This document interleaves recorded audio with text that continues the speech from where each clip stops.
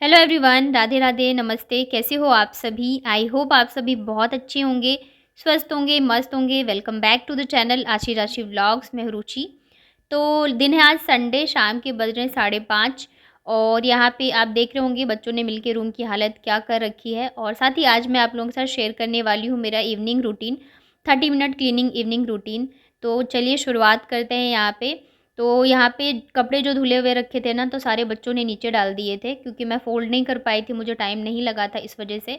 और फिर दोपहर में जैसे सोते हैं तो बिस्तर वगैरह भी हो ही जाते हैं, जैसे सुबह सो के उठते हैं ना वैसे ही शाम को भी बिस्तर वगैरह जो है वो ख़राब हो जाते हैं। और ख़ास करके जब आप 2 छोटे बच्चों के साथ रह रहे हो, तब रूम का नक्शा जो है वो चेंज होता ही रहता है। तो आपको 2 से 3 बार जो है क्लीनिंग करनी ही पड़ती है। ख़ास करके 2 बार, मॉर्निंग और इवनिंग में तो करना ही करना होता है। तो यहाँ पे मैंने मेरे लिए कॉफ़ी बना के ले लिया क्योंकि शाम को चाय या कॉफ़ी 2 टाइम तो चाहिए होता है, चाहे एक बार सुबह ले लो, एक बार शाम को ले लो। तो साथ के साथ मैं यहाँ पे अपनी कॉफ़ी भी पी रही थी और यहाँ पे कपड़े वगैरह जो फ़ोल्ड करने के हैं वो भी कर लूँगी। बच्चों को मैंने सेब दे दिया था कट करके, तो वो वही खा रहे थे। शाम को हल्का-फुल्का कुछ ना कुछ देना होता है, तो मैंने आज इन्हें एप्पल ही दे दिया था। और साथ में यहाँ पे फ़ोन में चल रहा था बाल गणेशा, तो वही दोनों देख रहे थे। मतलब वैसे तो मैं कोशिश करती हूँ ना दूँ, लेकिन जैसे शाम के टाइम मुझे काम जल्दी-जल्दी निपटाना होता है तब, या सुबह के टाइम जब मुझे बहुत जल्दबाज़ी होती है, तब मैं दे देती हूँ फ़ोन चला के। और वैसे आशी के पास तो इतना टाइम नहीं रहता है क्योंकि स्कूल जाती है, फिर स्कूल से आते खाना वगैरह खा के सो गए, फिर शाम को होमवर्क वगैरह रहता है, तो ये है तो मैं बस शाम को ये देखती, अदरवाइज़ नहीं देखती। और फिर आज संडे था, तो इनकी भी छुट्टी थी सैटरडे और संडे की, लेकिन फिर इनका ऐसा रहता है ना कि इनकी छुट्टी कभी पूरी होती नहीं है।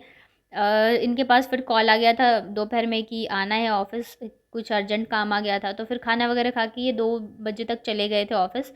तो अब ये आएँगे शाम तक ही, तो हम माँ बच्चे सारे सो गए थे, अभी थोड़ी देर पहले ही उठे हैं।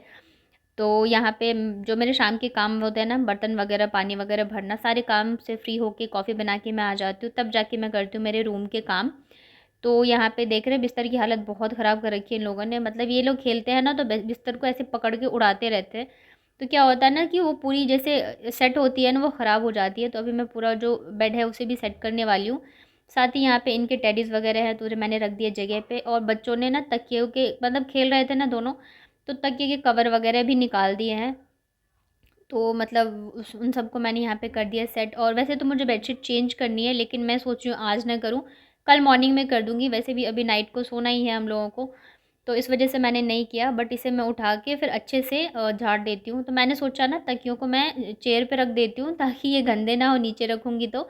लेकिन यहाँ पे ये मुझे रखने नहीं दे रही थी क्योंकि इसे बैठना था। वैसे ये चेयर आई तो थी आशी के लिए, लेकिन इसका यूज़ जो है ना वो मतलब टेबल फ़ैन रखने के लिए हो रहा है। तो जब भी मैं मतलब टेबल फ़ैन हटाती हूँ तो फिर बाबू उस पे आके बैठ जाती है। और घर में अगर कोई भी एक चीज़ हो ना, तो दोनों फिर लड़ने लग जाते हैं। तो जैसे कि ये कुर्सी है, तो अभी तो एक ही है, तो इस वजह से दोनों लड़ते हैं, तो फिर हमने इसे टेबल फ़ैन रखने का ही काम में ले लिया है। और अब एक रूम है, सारी चीज़ें अगर हम 2-2 लेंगे तो फिर रखने में प्रॉब्लम होती है, घर ऐसे भरा-भरा सा लगता है, तो इस वजह से हम दूसरा ले नहीं रहे हैं अभी। तो बाबू यहाँ पे बैठ गई, आशी मतलब फ़ोन चला दो ना तो बच्चे फिर एकदम खो ही जाते हैं, उसी में देखते रह जाएँगे। उन्हें फिर किसी चीज़ का होश नहीं रहता है, लेकिन फिर कोई ऑप्शन नहीं है, जब हम सिंगल मतलब घर पे रह रहे हैं, तो देना ही पड़ता है। तो यहाँ पे देखिए बेडशीट को मैंने अच्छे से झाड़ के और पूरा अच्छे से सेट कर देती हूँ। क्योंकि मेरे बच्चे ऐसे ही खेलते हैं, उछल-कूद मचाते रहते हैं, तो ख़राब हो जाते हैं। तो मैं जब चारों साइड से ना सही 3 साइड से अच्छे से दबा देती हूँ ना, तो ये क्या होता है, कितना भी ये कूदें, खेलें, खिसकते नहीं हैं जल्दी से, जब तक ये उठा के खींचते नहीं हैं तब तक। तो यहाँ पे देखिए बेडशीट मैंने कर दिया है और अब मैं तकिया वगैरह जो है वो लगा देती हूँ और फिर बच्चों को बिठा दूँगी पैर झाड़ के ऊपर। तो क्या होगा, मैं रूम की जो साफ़-सफ़ाई है वो कर दूँगी और झाड़ू वगैरह लगा दूँगी। क्योंकि शाम को भी पोछा तो नहीं लगाते, लेकिन झाड़ू लगाना जो है 2 से 3 टाइम ज़रूरी रहता ही रहता है। तो वैसे तो ज़्यादा गंदगी नहीं है, लेकिन फिर भी बच्चे हैं, थोड़ा बहुत कागज़ वगैरह फैला देते हैं। और फिर ये है कि दिल को तसल्ली हो जाती है ना कि हाँ, हमने सफाई कर दी है, तो इस वजह से यहाँ पे देखिए मैंने झाड़ू लगा दिया अच्छे से। और उसके बाद शाम हो जाएगी तो मैं करूँगी शाम की पूजा। और अभी तक इनका कॉल आया नहीं था कि कब तक आएँगे, कब तक नहीं आएँगे। और वैसे आज हमारी थोड़ी-सी लड़ाई भी हो गई थी। हमारा ऐसा है ना कि संडे को अगर हम 1 से 2 दिन पूरे दिन ये घर पे रह जाए ना, तो कुछ ना कुछ को लेके थोड़ा बहुत बहस जो है वो हो ही जाती है। तो वैसे ही आप लोगों के साथ भी ऐसे ही क्या, छुट्टी वाले दिन लड़ाई पक्की है? हमारा तो ऐसे ही रहता है, अगर इनकी छुट्टी है ना, तो किसी न किसी चीज़ को लेके थोड़ी बहुत बहस हो ही जाती है। बट ये है कि हमारी लड़ाई ज़्यादा लंबी नहीं चलती, जैसे मतलब लड़े फिर थोड़ी देर बाद नॉर्मल हो जाते हैं।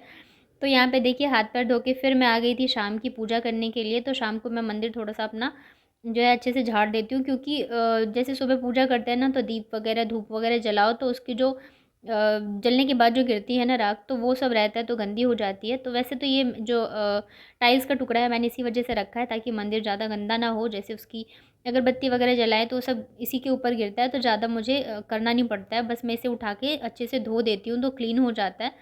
तो यहाँ पे देखिए मैंने अच्छे से साफ़ कर दिया है और अब मैं कर लेती हूँ शाम की पूजा।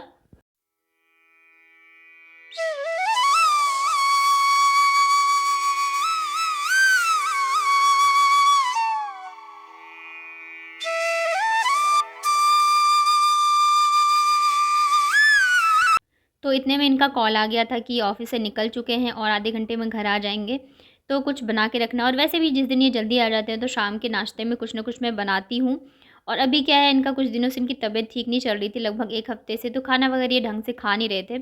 आज मतलब काफ़ी दिनों बाद, 1 हफ़्ते बाद मुझे लग रहा है कि इन्होंने दिन में ढंग से खाना खाया है। तो सुबह से कुछ न कुछ चल ही रहा है और मेरे घर में ये रहता है ना कि सबको चीला बहुत पसंद है, तो सुबह सबसे पहले नाश्ते में चीला ही बनाया था मैंने। और अब मैं यहाँ पे कर रही हूँ शाम के नाश्ते की तैयारी। तो यहाँ पे सरसों के तेल में मैंने तड़के में डाला है जीरा और गोटा धनिया। जब ये अच्छे से हो जाएँगे ना, तो यहाँ पे मैंने एक सूखी मिर्च जो है उसको तोड़ के डाल दिया है, क्योंकि मेरे घर में ज़्यादा तीखा खाते नहीं हैं, तो इस वजह से मैंने ये तड़के में ही डाल दिया है ताकि मैं बाद में ना डालूँ। उसके बाद यहाँ पे मैंने बहुत ही हल्की सी लाल मिर्च पाउडर डाला है, धनिया पाउडर डाला है, हल्दी पाउडर डाला है और गरम मसाला। और यहाँ पे जो आलू हमने उबाल के रखे थे ना, उसे डाल के अब अच्छे से हम आलू को फ्राई कर लेंगे। और ये आज जो मैं नाश्ता बनाने जा रही हूँ ना, ये मेरे घर पे मुझे लग रहा है मतलब काफ़ी सालों बाद मैंने बना रही हूँ।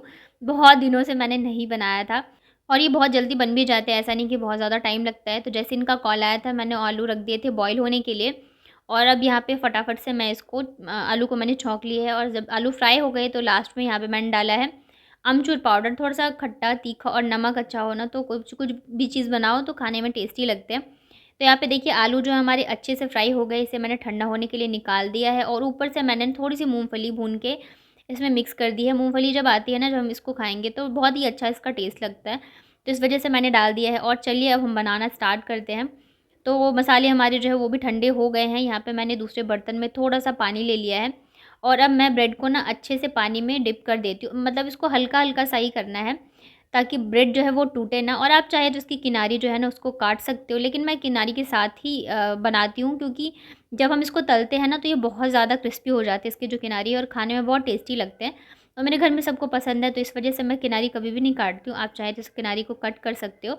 तो बस ऐसे ही करके हल्का-हल्का सा हमें भिगाना है। और यहाँ पे मैं आपको दिखा रही थी कि ब्रेड जो है ना मेरे सारे वो मतलब बीच से टूटे-टूटे से हैं। तो जैसे मैं पानी में डाल रही थी ना, तो वो बीच से टूट सा जा रहा था, बट फिर भी हम मतलब गीले हो जाते हैं ना ब्रेड, तो अच्छे से बन जाते हैं। तो यहाँ पे देखिए मैंने सारे मेरे जो ब्रेड रोल हैं वो मैंने बना के कर लिए हैं रेडी।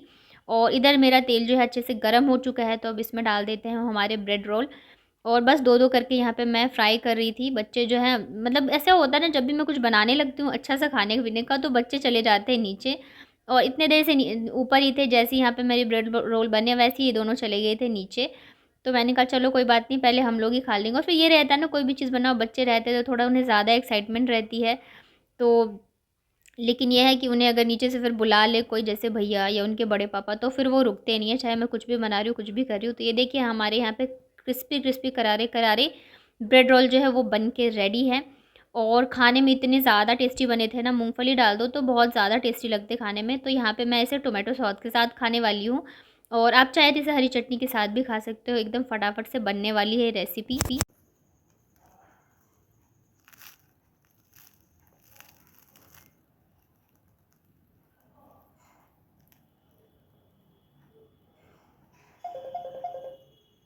तो ब्रेड रोल इतने टेस्टी बने थे ना कि शाम के नाश्ते से ही हमारा जो पेट है वो फुल हो गया था। लेकिन फिर इन्होंने ज़िद कर दिया कि नहीं, इडली खाना है मुझे। तो अब ये रहता है, इडली बनाओ फिर सांभर भी बनाओ साथ में। और लगभग 9 बज गए थे, तो मैंने कहा चलो मैं बना देती हूँ। फिर उन्होंने कहा नहीं, बस इडली बना दो, मैं खा लूँगा इडली। बस मतलब इनका मॉर्निंग से ही मन था इडली खाना है। मैंने कहा चलो डिनर में बना दूँगी, लेकिन फिर हम लोगों ने ये ब्रेड रोल बहुत ज़्यादा खा लिए थे। तो मैंने कहा चलो कोई नहीं, थोड़ी सी इडली बना देती हूँ। तो यहाँ पे मेरे पास ना प्रीमिक्स रखा हुआ था इडली का। इसे बस गर्म पानी में अच्छे से घोलना होता है और ये बन के रेडी हो जाता है। और यहाँ पे मैंने इडली के साँचों में अच्छे से तेल लगा के यहाँ पे मैंने रख दिया है। तो इन्होंने कहा बस 2-3 बना दो, लेकिन ऐसा तो होता नहीं है कि अब इडली 2-3 बनाओगे। बनाओ तो बन ही जाते हैं। और यहाँ पे मैंने बहुत ही थोड़ा-सा घोला था, लेकिन फिर भी देखिए काफ़ी सारे बन गए थे। तो अब मैं इसे रख देती हूँ कुकर में अच्छे से पकने के लिए। अब जब आशी को पता चला मम्मा इडली बना रही है, तो वो ज़िद करने लगी मुझे ना सांभर खाना है। अब अभी इतनी जल्दी मैं सांभर कहाँ से बनाऊँ? तो फिर इन्होंने कहा कि मैं सॉस के साथ खा लूँगा। तो मैंने कहा ठीक है, या तो फिर मैं मूँगफली की चटनी बना दूँगी। तो मैंने सोचा चलो कुछ ट्राई करते हैं। कई बार होता है ना, इडली बहुत ज़्यादा बन जाते हैं, बच जाते हैं, तो हम उसे कैसे खाएँ, सांभर वगैरह ना हो। तो आप मेरा वाला ट्रिक यूज़ कर सकते हो। तो यहाँ पे मैंने इडली को छोटे-छोटे कट कर लिया है। सरसों के तेल में मैंने राई और करी पत्ते का तड़का लगाया है, थोड़ा-सा हल्दी पाउडर, थोड़ी-सी लाल मिर्च, बहुत ही थोड़ा-सा यहाँ पे धनिया पाउडर डाला है। और जो हमने इडली को कट करके रखा है ना छोटे-छोटे पीसेज़ में, उसको यहाँ पे डाल देंगे और इन मसालों के साथ हम इडली को अच्छे से कर लेते हैं मिक्स। और उसके बाद यहाँ पे मैं डालने वाली हूँ 1 से डेढ़ चम्मच के लगभग टोमेटो सॉस। इससे ना इडली में बहुत ही अच्छा फ्लेवर आता है। और ऊपर से डाल देंगे नमक। वैसे तो ये प्याज के साथ बनता है, लेकिन अभी जैसे श्राद्ध चल रहा है, तो मेरे हस्बैंड जो है प्याज वगैरह नहीं खाते हैं, तो इस वजह से मैंने प्याज नहीं डाला है। और यहाँ पे देखिए 5 मिनट में हमारे लेफ्ट ओवर इडली का नया रेसिपी जो है बन के रेडी है। खाने में बहुत ज़्यादा टेस्टी लगते हैं। और बस यहाँ पे हमारे डिनर में आज यही था, क्योंकि पूरे दिन आज तो हम कुछ ना कुछ खा ही रहे हैं। संडे होता है ना, छुट्टियों वाला दिन, तो ऐसे ही जाता है, खाते-पीते निकल जाता है। और बस यही मेरा आज का व्लॉग था। आई होप आप लोगों ने एन्जॉय किया होगा। अगर आपको पसंद आता है तो लाइक करिए, शेयर करिए, मेरे चैनल को सब्सक्राइब करिएगा। तब तक अपना ध्यान रखिए, स्वस्थ रहिए, मस्त